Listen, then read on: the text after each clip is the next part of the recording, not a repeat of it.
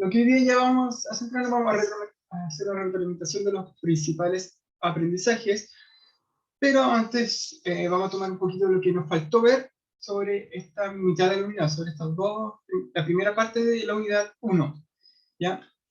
Que sería el impacto de las ideas liberales en América.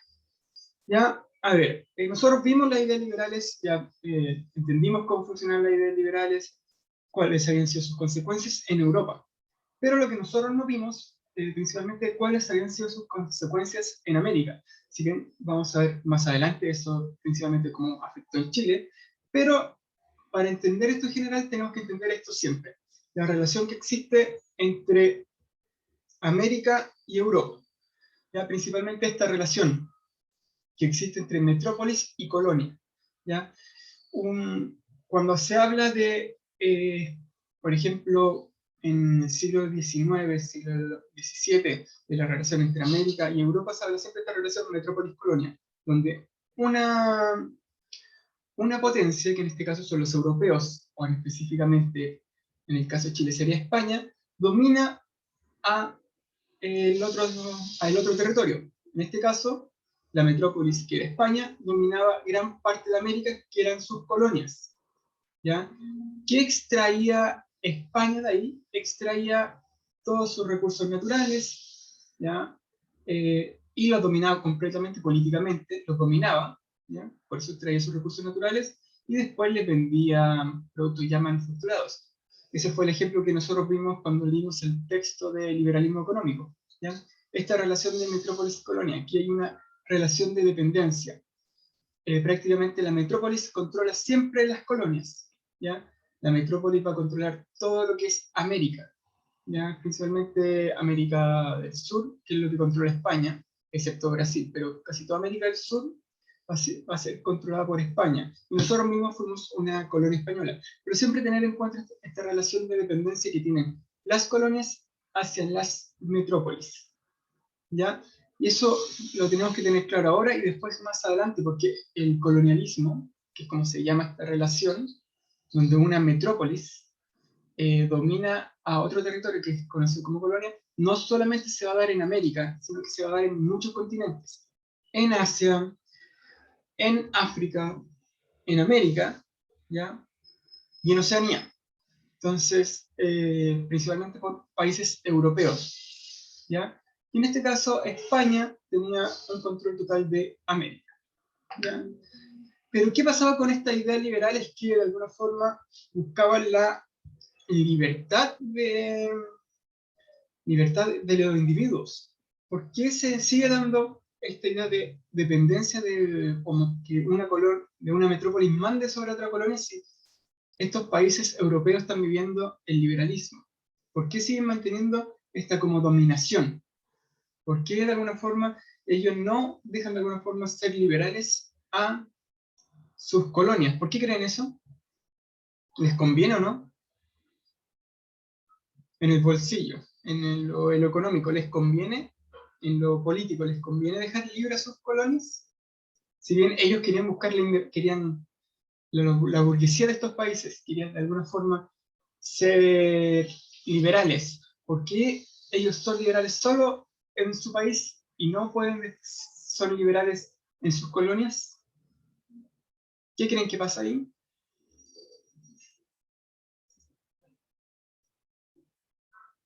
¿Por qué? Veamos. Necesitan sus recursos, ya les dan de alguna forma poder, ya les dan más fortalezas, ya más recursos, muy bien ahí, entonces los necesitan, ya, pero de alguna forma van a haber unos cambios, principalmente lo que serían las élites criollas, ya. Cuando nosotros hablamos de criollos, aquí súper importante, estamos hablando de los americanos, principalmente los hijos de españoles, españoles que de alguna forma nacieron en América y sus descendientes, ya los descendientes de los españoles, o sea, eran la clase alta, las élites, ya podríamos decir la burguesía de América, los criollos, ¿ya?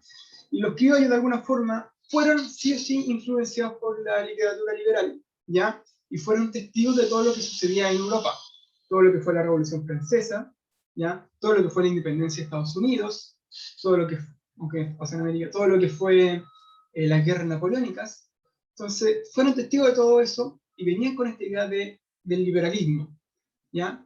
Y por otro lado, los españoles empezaron a aumentar el control en América, especialmente en las colonias de América, y le van a quitar participación en los asuntos económicos y los asuntos políticos a todos los criollos. O sea, de alguna forma los criollos se molestaron de esto, ¿ya? Y empezaron de alguna forma a iniciar movimientos revolucionarios, ¿ya? Lo que favoreció esta idea de autogobiernos. Entonces, de estos movimientos liberales que surgieron en Europa y en Estados Unidos, surgieron estas élites criollas que intentaron de alguna forma hacer estos movimientos independentistas. Y aquí lo que sucedió en Chile. Por eso Chile se independizó. Ya no sé, en 1810 en Chile se inicia el proceso de independencia, que es lo que vamos a ver la próxima clase ya. En todos los países de América se inician estos procesos de independencia, ya que estas élites criollas de alguna forma también querían continuar esta idea de libertad e igualdad y una forma de autogobernarse, principalmente por una molestia económica que tenían contra España, ya porque España había aumentado mucho lo que era su presión y su participación en los asuntos económicos, y le había dejado de lado un poco a esta élite criolla, dejándolas totalmente aisladas, ya, de toda participación. Entonces las élites criollas, como una vez fue la burguesía ya en Europa, ocurrió lo mismo acá, pero con las élites criollas, que es un paralelismo con la burguesía de allá. ¿Ya? Eso es muy importante entenderlo. Entonces acá vemos una foto de Francisco Miranda, que fue uno de los principales impulsores de la independencia de América, ¿ya? Porque ¿qué va a suceder? Después, más adelante, en la próxima unidad vamos a ver que, o sea, próxima parte de la unidad vamos a ver que todos los países de América del Sur se empezaron de alguna forma a independizar en el mismo momento, en el periodo que están las guerras napoleónicas, ¿ya? Y ahí se empezaron de alguna forma a independizar. ¿Ya? Ahora vamos a recordar lo esencial de toda esta primera parte de la unidad, ¿ya? Y lo vamos a dividir en tres aspectos: lo social, lo político y lo económico, ¿ya? En lo social, si lo que tenemos que destacar siempre es el protagonismo de la burguesía, ¿ya? La burguesía, esta clase social de alguna forma que se había visto enriquecida, fue la principal guía transformadora y guía de estos movimientos revolucionarios, que de alguna forma transformó el mundo. La burguesía fue la que inició estos procesos revolucionarios, como la Revolución Francesa, y la que transformó el mundo finalmente en un mundo capitalista, un mundo donde existen las repúblicas. Si no hubiese existido la burguesía, o si la burguesía no hubiese hecho estas revoluciones, quizás seguiríamos en una monarquía, ¿ya? ¿Por qué no decimos que fue en total el pueblo, sino que la clase alta? Porque cuando, ¿quién eran los reales afectados realmente de las monarquías? Eran la burguesía. El pueblo siempre se vio afectado. Cuando hubo este cambio, o las clases más bajas, cuando hubo este cambio cuando la burguesía ascendió, el pueblo siguió viviendo en las mismas condiciones de vida, no cambiaron mucho, ¿ya?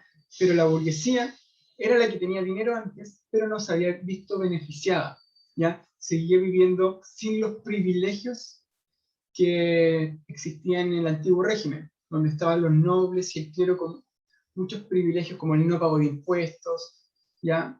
Ellos tenían que pagar impuestos, y finalmente ellos eran los que tenían dinero. Entonces, de alguna forma, la burguesía, esta clase social con dinero, ¿ya?, que era finalmente la que mantenía el país, decidió hacer estas revoluciones, ¿ya?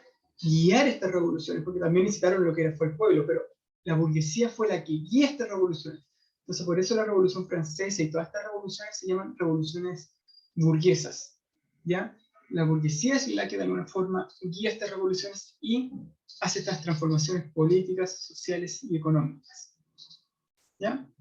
En lo político, que también tiene que ver con la burguesía, fueron los que lideraron los procesos revolucionarios, como la Revolución de Estados Unidos, la independencia de Estados Unidos, y la Revolución Francesa. Implementaron los modelos republicanos, la idea de la separación de los poderes del Estado. ¿Ya? Ellos fueron los que implementaron esta idea. ¿Ya? Es decir, la idea de la separación de los poderes del Estado hace 300 años no existía en ningún país. ¿Ya? No existían los presidentes, no existían los senadores y diputados hace 300 años. ¿Ya? La burguesía fue la que transmitió las ideas ilustradas. Ellos fueron los que crearon estas ideas del parlamentarismo y el constitucionalismo, las que plantearon las ideas y que pusieron en práctica las ideas de crear constituciones. ¿Ya? Chile tiene una constitución actualmente. ¿Ya? Chile reconoce los derechos individuales de las personas. ¿Ya? Todo esto sucede de alguna forma gracias a estos movimientos políticos que surgieron en esta época.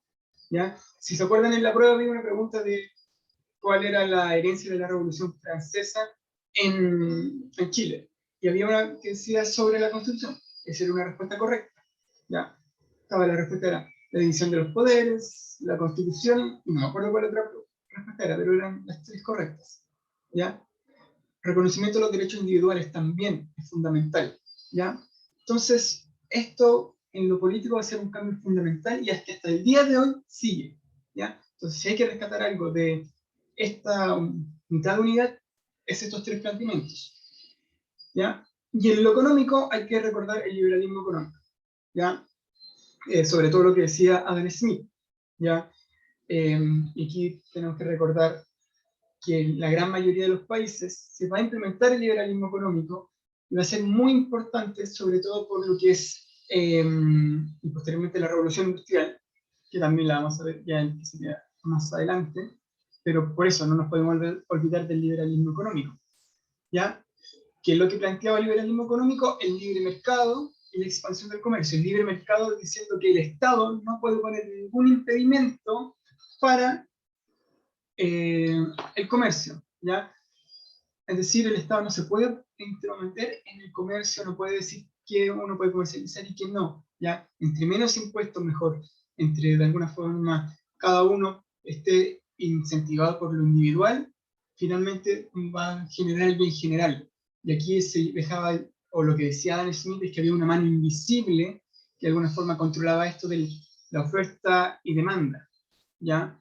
Que si alguien vendía muchas cosas y no las vendía muchas cosas muy caras y finalmente no podía,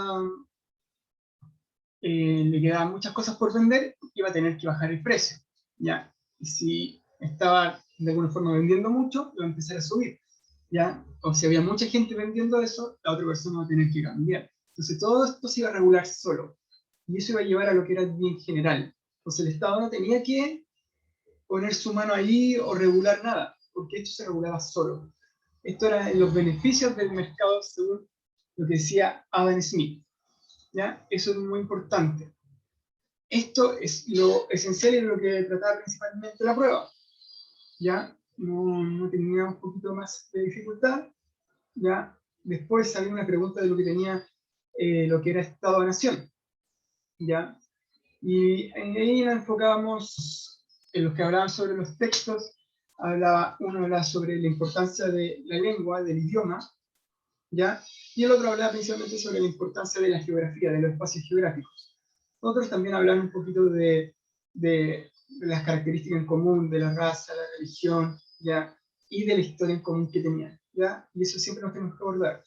Una nación tiene que ver con todo lo que es una historia en común, un lenguaje en común, un pueblo que comparte las mismas características de alguna forma, y cuando esa nación se ve representada en un estado, en un territorio, y que el estado gobierna de alguna forma a las mismas personas de esa nación, se le conoce como un estado-nación, ¿ya? Y esto, por ejemplo, va a ocurrir mucho en lo que es en la actualidad. Ya, por ejemplo, en la nación chilena, por ejemplo, podríamos decir, no gobierna el Estado de Chile, ¿ya? No todos los países sucede, pero muy parecido.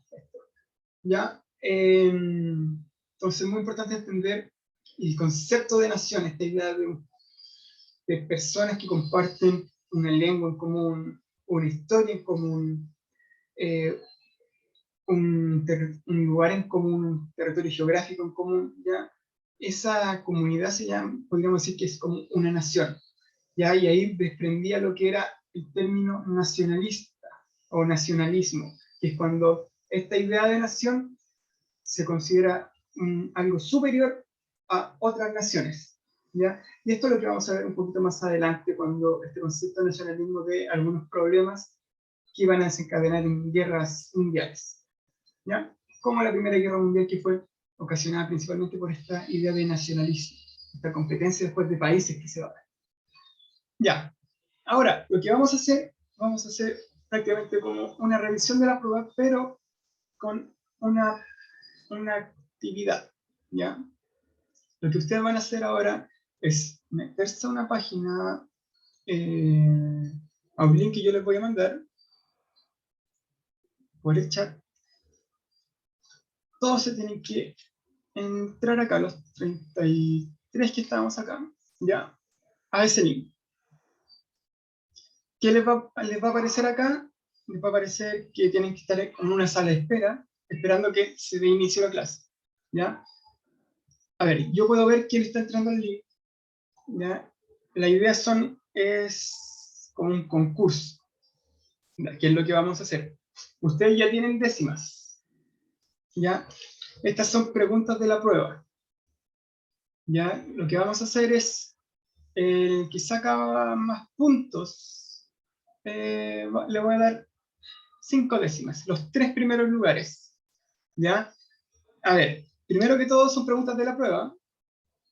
Segundo que todo es con tiempo, y todos las vamos a ir haciendo al mismo tiempo, ¿ya? Es decir, van a tener 20 segundos para algunas preguntas, 30 para otras, para algunas 10, algunas son verdadero y falso, hay algunas que no estuvieron en la prueba, pero la gran mayoría sí, ¿ya? Entonces la idea es que entren todos ahora, ¿ya?